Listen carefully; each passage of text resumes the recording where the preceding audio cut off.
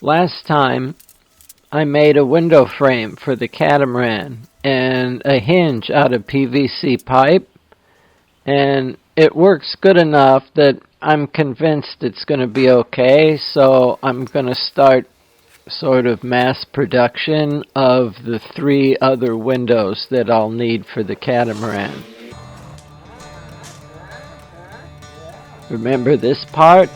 This is the part where I sanded the radius on the wrong side the last time, and I said I could save it because it would be just perfect for the opposite side of the boat.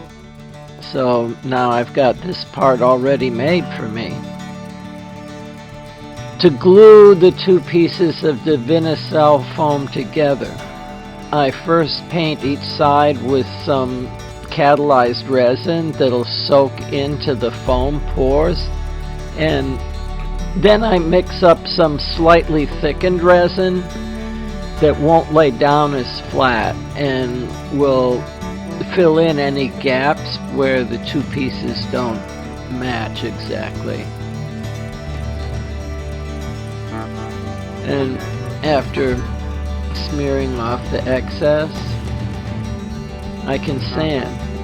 There's sanding after every step. Actually, I'm trimming away any of that lower foam that stuck out beyond that lip that's going to be the edge of the window. And I'm going to sand these 2 pieces so that they're flat, flush together, so that fiberglass will lay over this edge as though it's one piece of foam. And this is the plastic for one of the front windows. And I'm just basically marking where that is on this other piece of 1/2 inch. I'm using 1/2 inch Divinycell foam as the piece that gets glued to the boat.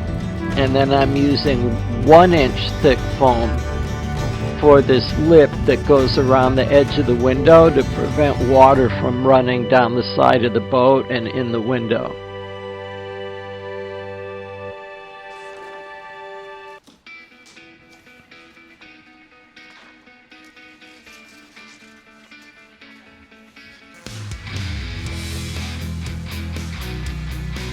So after cutting that part out, I sand to smooth out both the inside and outside edges of the part.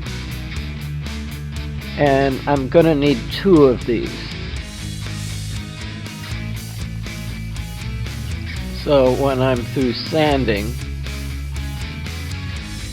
I'm going to try to make the second one out of the piece I cut out of the middle, which is too small. The edges, the corners, almost work. There'll be a little bit cut off the outside of the corner, and then of course the inside.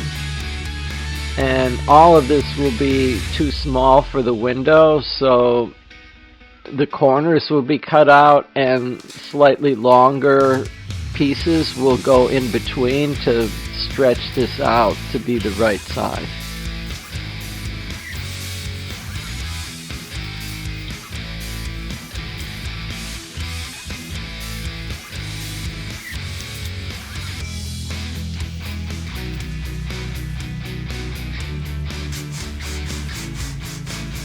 And of course there's sanding again. I'm putting a radius on the upper side of each of these pieces. Oh yeah, I'm also straightening out where that's how the oscillating tool cut the piece. And after sanding a little bit, I can give it a much nicer curve. Like that.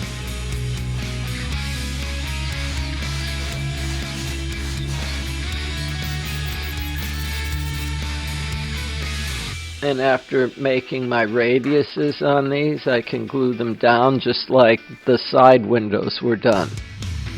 And these are the extra straight pieces that made that second part larger in order to fit the size of the window. And once again, there's unthickened resin, and then the thickened resin is like this. It's not like peanut butter. It flows more, but it's thick enough that it'll go down in a fairly thick layer. It's not going to lay down flat. And just like with the other piece, that will fill in any gaps and let the two pieces bond better.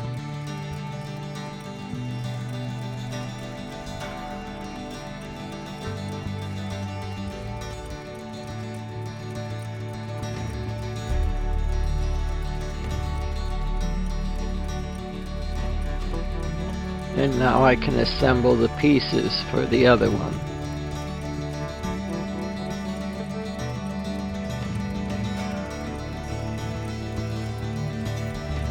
The outside edge of that raised lip is going to get a radius made with fairing compound.